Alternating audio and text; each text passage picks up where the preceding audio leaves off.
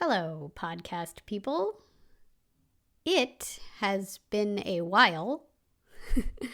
I took a big, long break from all creative output into the online world, space, whatever we are calling the internet these days. I took that time to prioritize some healing for myself. And now I'm back. And some things have changed. If you're consuming this content on YouTube, you'll notice there's no video, just some kind of static image that hopefully looks nice for you to look at. I don't know, I haven't made it yet. There's just audio here. And so if you're listening on like a podcasting type platform, you're just hearing this as you would anyway. And some things have remained the same. I am still Amy Schloerb, the aligned actor. I am an actor, a life coach, a mindfulness and neuro-linguistic programming practitioner. And today, I want to talk about the idea of creative inertia, and really just the idea of inertia in general. It's not just an idea, it's a law, I think, rule, general guideline of our universe. I'm not a physicist, obviously. My father is, so that's fun. But I do know that the basics of inertia say that an object at rest stays at rest and an object in motion stays in motion, unless acted upon by an outside force. That's Inertia 101 for you. And lately I've been thinking about this, especially as a creative person, that this idea of inertia and creative inertia, it's a blessing and it's a bitch. Because I have been wanting to do this podcast again and get back into my YouTube videos as well for a really long while. But I just have not been doing it. Right? And I'm really glad that I haven't been pushing myself or finding busy work to make myself feel more productive. And instead, I've just been sort of sitting in this discomfort, this feeling of like, oh, I should be doing something. I should post something on social media. I should put a podcast out into the world. I should make a video. But I'm done in my life with falling for should. I'm sure I'll fall for some shoulds here and there along the way in my life. We all do. But I'm kind of done. I'm hip to the should. I see it coming. I can find them easier and easier. And I'm more and more like, nah. Why? I should do that. Why? And then I get to actually decide for myself if I want to do something or not do something. It's a little bit of a tangent, but you're still here with me. I've gotten really good at sitting in the discomfort of inaction. Wanting to take some actions, wanting to kind of feeling like I should do something, but just going, okay, I'm just going to sit in that. This is uncomfortable. I'm feeling like I should do something, but I'm not going to. And it's been the same with social media. So I deleted all social media from my phone because scrolling just became this bad habit of nothing good. It was also a space where I was sitting and thinking I should post, but then not, and just more scrolling would happen. So that really wasn't helping anybody or anything, or it was just not good, right? And I thought to myself, well, when I know what I want to share, when I find something that feels like pure me and pure fun, I will come back. That was kind of my general rule or guideline parameter that I set for myself, boundary that I set for myself. Or not. Because maybe I'll just decide social media is just not really for me, which might be the case. Because what actually lights me up and gets me excited is podcasting, YouTube videos, places where I can actually share ideas and insights and my own journey and experiences in a way that is more human, I feel, more vulnerable, I feel, than there's a lot of gloss. And there's a lot of expected gloss or expected rawness too on social media. It's a weird space. Like, you're either expected to be full glossy or full raw. And none of it, sometimes it feels very authentic and sometimes things feel very inauthentic. And until I know exactly where I am and what I am doing, this all sounds weird, right? Because I'm thinking it up on the spot. But it just was not a space. It's just not a space that attracts me anymore for a number of different reasons. And I may explore some of these things in more depth in future podcasts. Probably future podcasts, probably not YouTube videos. So I wanted to get back into sharing on a podcast, doing the YouTube videos, things I really like doing. And I know I could also just share those ideas on social media, like, hey, here's a podcast. Hey, here's my latest YouTube video. But I'm still not doing it. Because sitting down to write, my gremlins would say, another time. Or, they'd present something for me to go do instead of what I wanted to do, which was sit down and actually write. Or my body would experience this state of nervousness and anxiety, which it was feeling as I was writing this out. And then I wrote in here, maybe as I'm recording it, I'm not actually feeling it as I'm recording it. I'm feeling actually very calm and centered and grounded, which is actually really nice. I feel a little weird about some of the stuff I said about social media earlier, but I'm also choosing to just let that go. It will be what it was, and it has happened, and it is out there, and we're okay with it. Because change can be hard for us humans. And that's why those gremlins were getting really loud anytime I was going to do a new action, make a change in my life about like, I'm going to write. I have not been writing. I am now going to write. That is then a change. Change is hard for us as humans. That's inertia, right? Because it's the object at rest, staying at rest, because the change, that outside force, has to be big enough to change it. So an object at rest stays at rest, an object in motion stays in motion. All of this, unless acted upon by an outside force. So of course, it's going to feel hard, and it's going to require some kind of outside force to start podcasting again, to start putting YouTube videos out again, to decide how I want social media to exist in my life and what boundaries I need around that. And force doesn't have to be bad or scary or tough or just do it, muscle through. That outside force might be delight or joy or fun. Oh, I want to do that.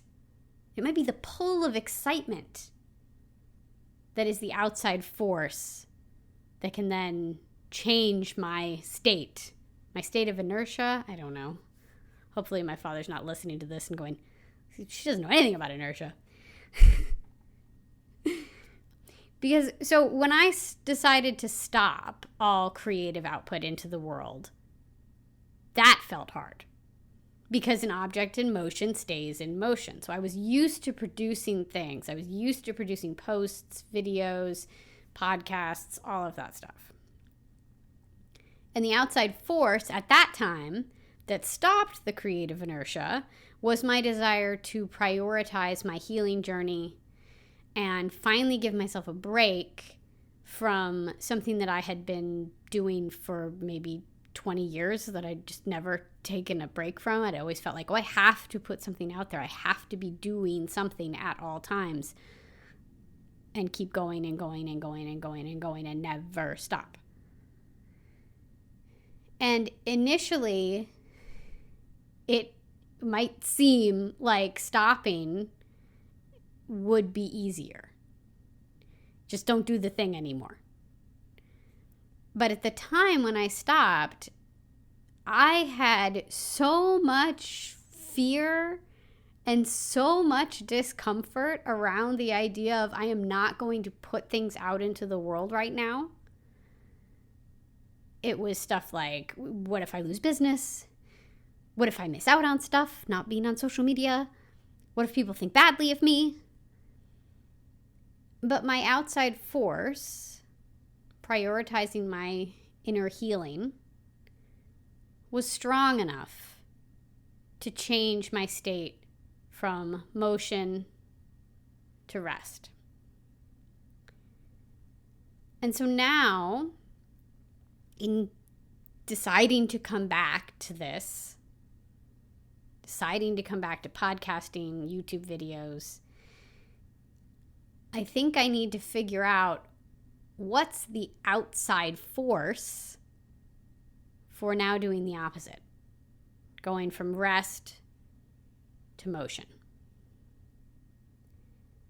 And there are some things that I've come up with that are definitely driving me forward, pulling me forward back into momentum and motion.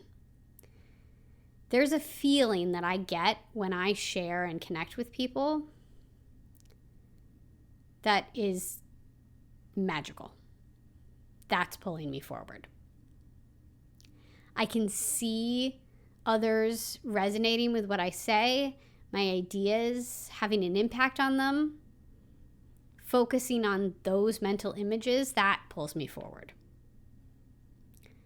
This space of podcasting, of making YouTube videos, it's very similar to acting for me in that it feels like having an impact on an audience, touching an audience with a performance, whether you make them laugh or you make them cry, you're having some kind of impact on them, you're causing some kind of change in them.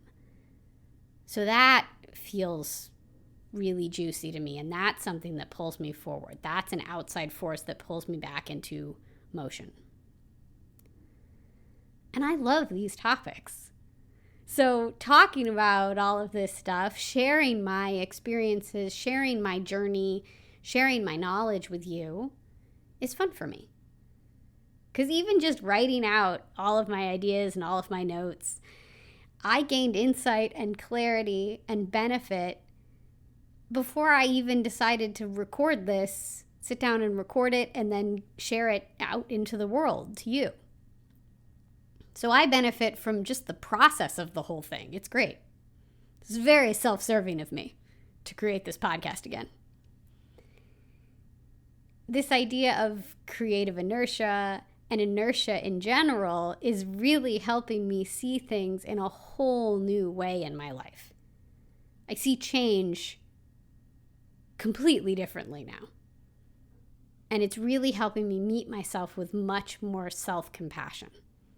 That was one of the big insights and clarities and benefits that I got from sort of musing on this idea of creative inertia for myself while I was writing this episode. And I also realized that feelings and emotions aren't really a big deal. As my beloved acting teacher would say, they're all worth a nickel.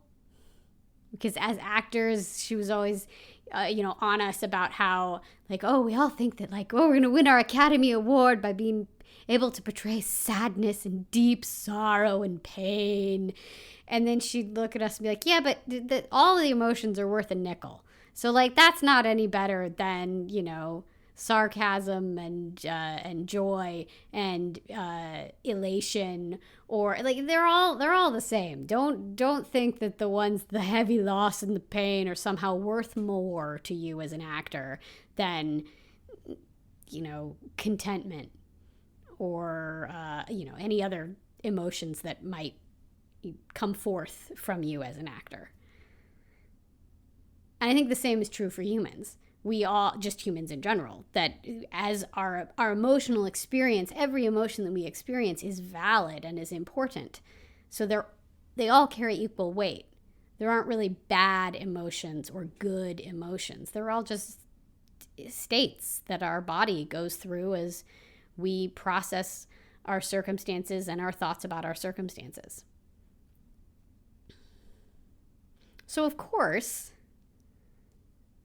if I'm nervous about restarting my podcast, if I'm having feelings about restarting my podcast, that's okay. I can still do it. Of course, it's going to feel hard to start again. Inertia. No big deal.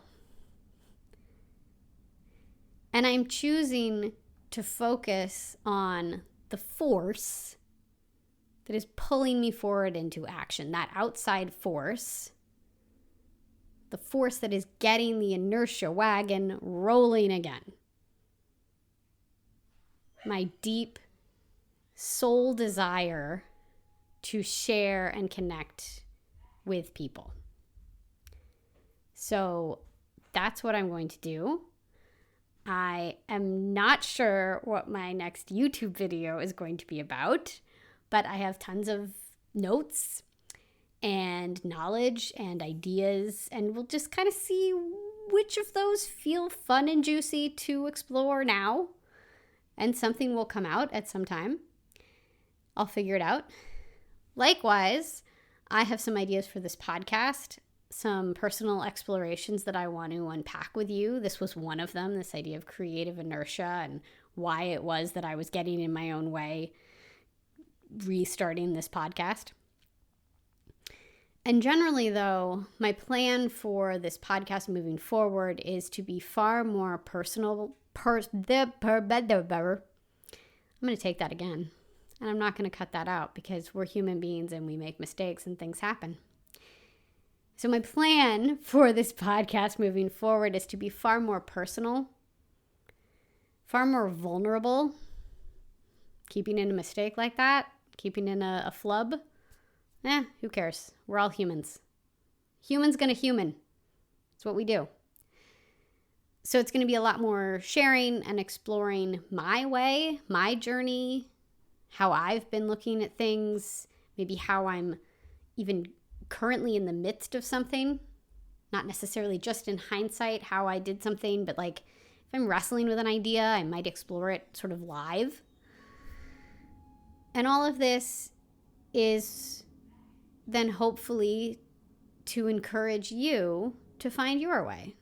Find whatever way works for you. Whatever will work for your life. Which really is why I love life coaching so much. It's really what all of my work is about. It's about helping you find your way as a human being. Because we can get ideas from each other, we can try things on, but we all kind of have to just figure this out for ourselves. And that has been a big lesson that I have been learning recently and really exploring more and really getting more and more comfortable with the idea of, okay, I'm going to do this my way. How do I want to do this? What is my way? I don't have to do this like anybody else. There's no should. Should do it this way. Should do it that way. I'm going to do it my way. Like Frank Sinatra. I did it my way. I don't even know if those are the right notes. I apologize for that. It is what it is. If you want to know more about me and my work as a life coach, as an actor, mindfulness, neuro-linguistic programming, whatever you want to know about me, please visit my website, thealignedactor.com, and you can find out lots of stuff about me. Okay, take care until next time. Bye.